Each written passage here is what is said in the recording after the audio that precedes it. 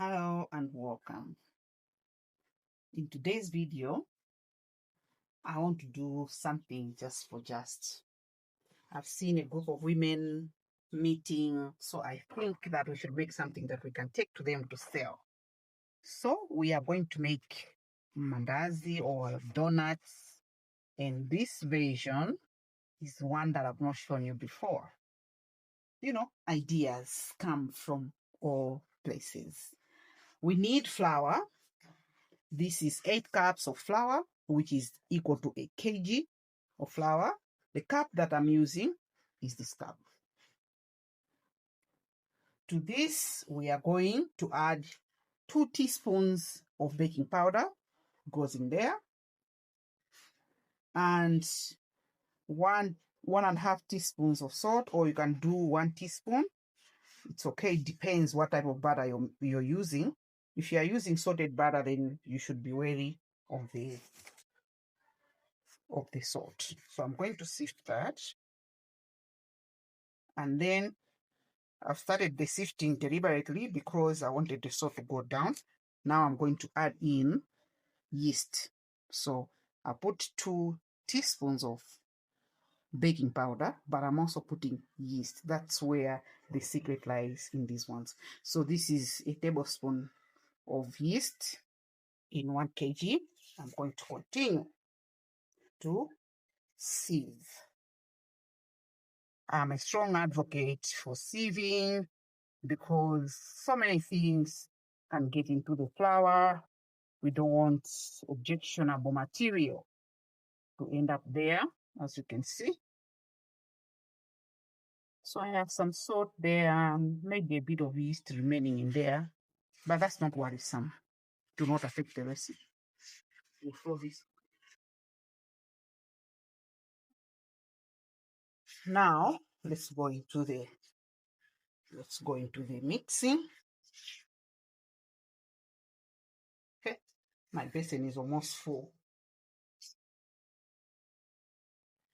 Right, now this we are adding a tablespoon of margarine or butter. If you don't have that, you can put in cooking oil. We'll mix that with our hands, with our fingers, until well incorporated. You may be asking yourself, why are we only putting in just a pinch of butter? Is because we really don't want the butter to overwhelm everything, because once you put in a lot of margarine, it affects the texture, and also it makes the donuts absorb oil as you're frying, so we don't want that. Right, now we are going to put in some sugar. Last time I just said a bowl of sugar, but now I'm going to put in my 1 cup so that we know how much we're putting. So this is 3/4 cup sugar. I think it's a bit on the higher side, so I'll put 1/2 cup sugar. I really don't like very sweet things, although I should let the customer decide on that, but that should be enough and okay. Then now that we've also added the sugar, I'm adding the sugar with hands also, because sometimes the sugar has lumps. We don't want to bite into a lump of sugar. Now we are going to put in 1 egg. We are putting this egg because we don't want the donuts to shrink. That's why we are adding in the egg. Right? And as you know, egg is protein, and protein helps the structure, the gluten structure, not to stretch too far. So that is the use of the protein. Other than nutritionally enhancing the recipe, that's the use of the protein and the butter as well. Right. So we are done with the addition of those ingredients. The next thing we'll do is to add in warm water. Okay, not cold, because we put in yeast, and yeast thrives very well in warm water. I'm going to just grab a cooking stick. We've said warm water. I'll start adding the warm water. Always add things slowly because you don't want to overwhelm the dough with too much moisture. And also it becomes too hard to control if you just add a lot of water at once.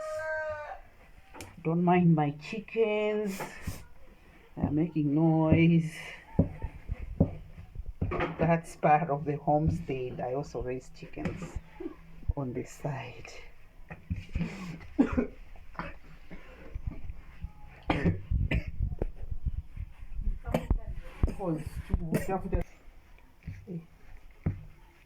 Okay, so if you want to change the taste of the donuts, you can also add in milk.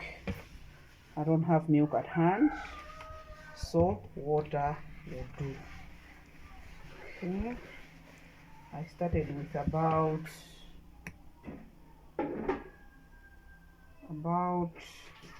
1.5 liters of water. Now I'm at around 750 mark. So mathematics, how many liters have I used? Close to 750, because that's the half mark. Yeah, now I'm going in with my hands. I am going to do that. Okay, until all the flour finishes. Yeah, so the flour has finished, as you can see. So we should knead this dough now. For those people that like to talk about, you are using your hands to make food. Yes, these are washed hands. Okay, so you can manipulate the texture of the donuts by making either a hard dough or a soft dough.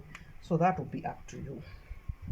Okay, but we'll knead this until it is smooth.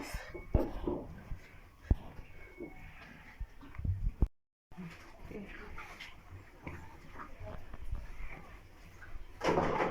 So we knead until it stops sticking. But as I've said, you can manipulate the dough the way you want. The harder it is, the harder the donut. Okay. The softer, this is where we want it to stop. It's going to stick on the bench, but the bench scraper always works. That's the bench scraper. I'm just going to sprinkle one last flour. As you're kneading, you can be sprinkling flour to reduce the stickiness. But as you can see now, the stickiness is over. If you want to make this extra soft, then you can exchange. Instead of putting butter at the beginning, you can put it at the very end. So at this point is where you are going to put the butter, if you did not put it at the beginning. But I already put it at the beginning, so I don't need to put butter anymore. Right, so we are done. It's this easy.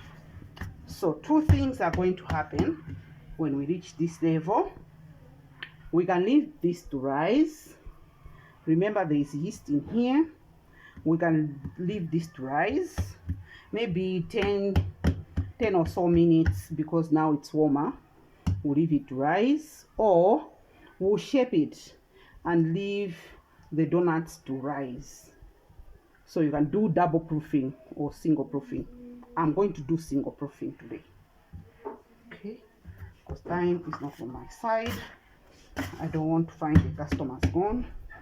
Right, so I'm going to sprinkle some flour around, and give me a moment, please. So we need to, I'm going to flour this tray, and I think I'm going to put it here temporarily. Okay. Now we are going to do the shaping. So it's as simple as just taking this. I want to weigh my mandasi. So around 50 grams is what I'm aiming for. Yeah, 50 grams. So when you're baking is a precise science, and even when you're doing business, you want things to be uniform. So 50 grams, yeah, that's what I want. So this is going to be my standard for every other thing that I'm going to do. So I'm just going to do that. This is my shaping. So there it is. Right, don't think it is small, it is not, because it is going to puff up because of the yeast. Yeah, or maybe you should stay close to me so that I can be seeing what I'm doing. Yeah,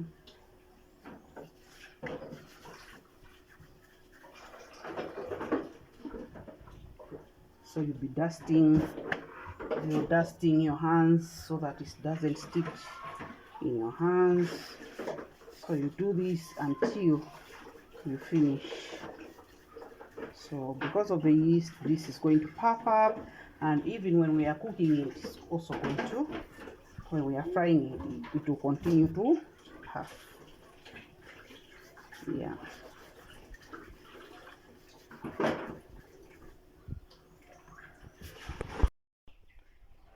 This is where we've arrived at. We have done the shaping, we are done.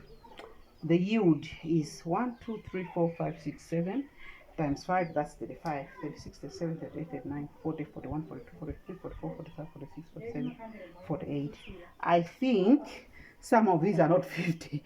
I think some are over 50, because when I do 1 kg, I'm going to have 50 or 50, between 50 and 54. Of course, it's 49, so it's within the range. So, but however, in terms of mathematics, in terms of profit, it means we are eating into the profit because we are not being consistent with the size. So now we're going to leave them to rise. When I was starting out, they were small, but now they have started puffing. That's where the goodness comes from. You can see this one looks bigger. I'm going to cover them, right, with a clean dish towel. You don't want flies playing on them. And as we are waiting for them to puff, as they are puffing, we are going to put the oil, the cooking oil, on the heat so that it starts to get heated. By the time it's completely heated, they'll be done and we'll start frying. If you like. So now they are ready. The oil is also hot. We are going to do first in, first out.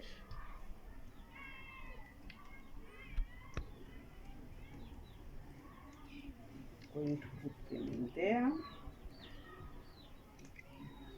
Make sure that the oil is not too hot or too cold. If it's too hot,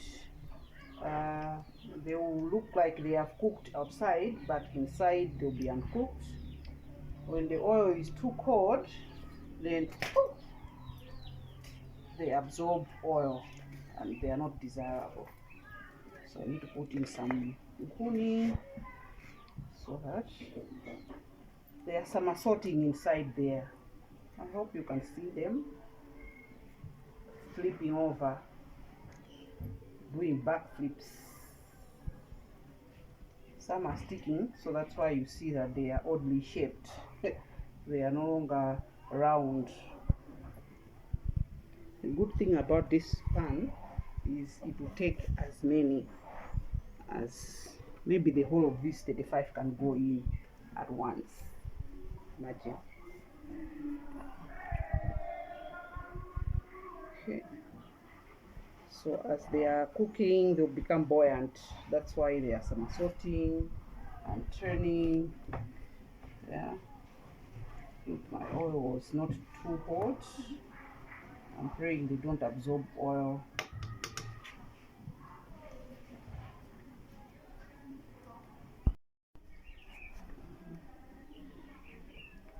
We need to fill the pan as much as possible because sometimes it becomes difficult to turn them.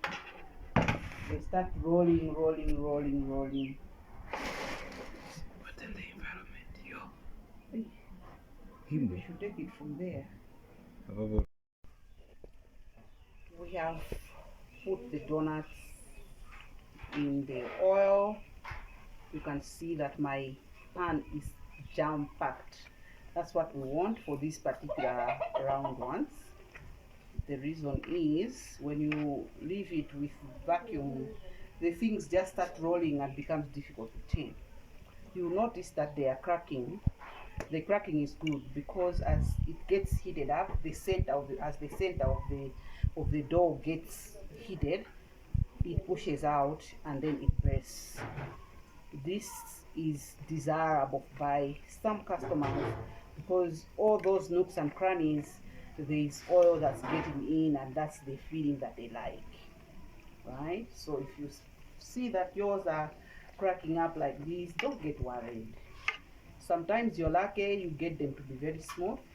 So this could this is also because at the onset the oil was not too heated, right?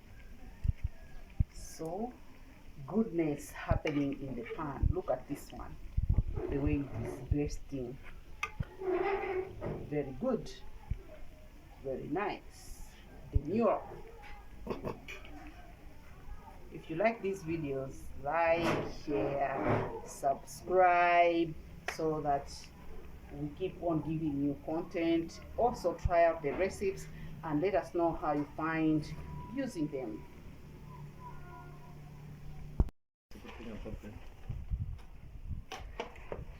Here we are. Look at that goodness. You wouldn't want to buy something like this. There's something wrong with you. Goodness. Oh. Nice and beautiful. Golden brown.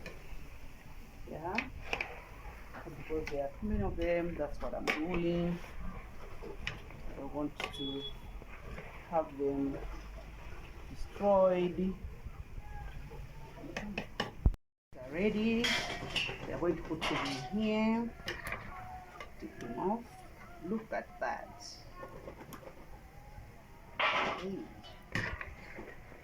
Yumminess. The royal yumminess. Ooh.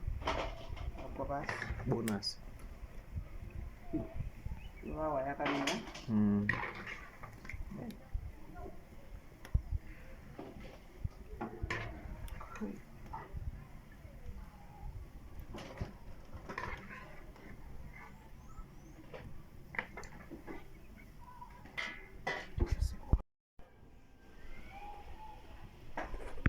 This is what I was talking about. These ones are going to be better than the first ones because now the oil is reached the right temperature. They are going to be very smooth, as you can see. Very smooth. But now, because the pan is not full, it's difficult for me to turn them. Zungulira basi. Zungulira. You don't want the fire to be too much, so take off some of those, some of the nkuni. These are going to be excellently beautiful. Excellence.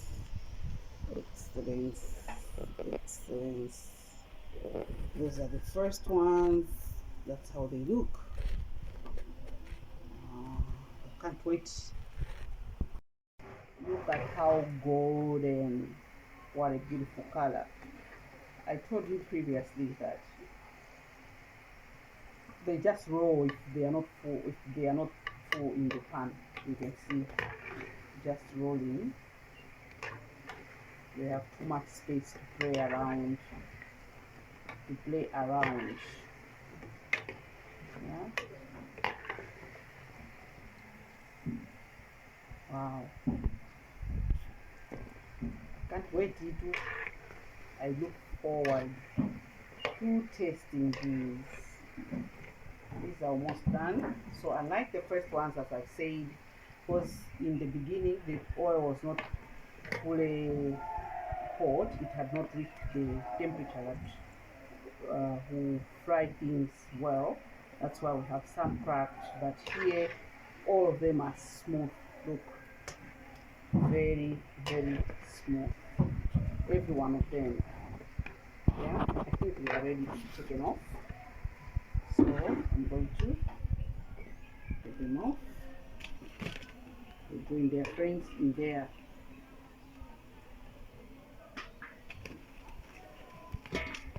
Yeah. Later, I'm going to teach you how to cost these. Let's see, how do we charge? How do we set the price for these? Right?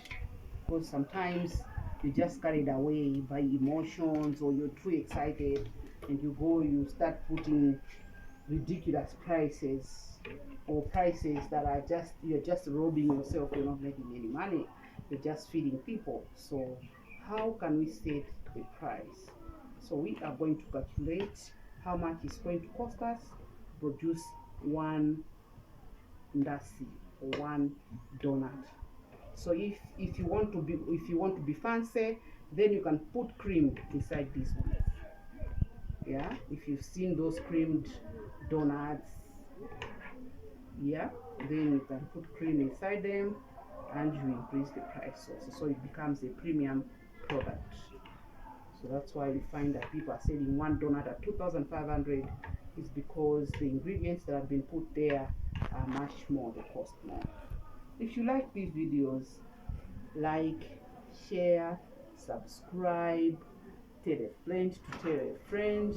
Also click the bell so that every time we put a video, you are the first to know. Until the next one, bye.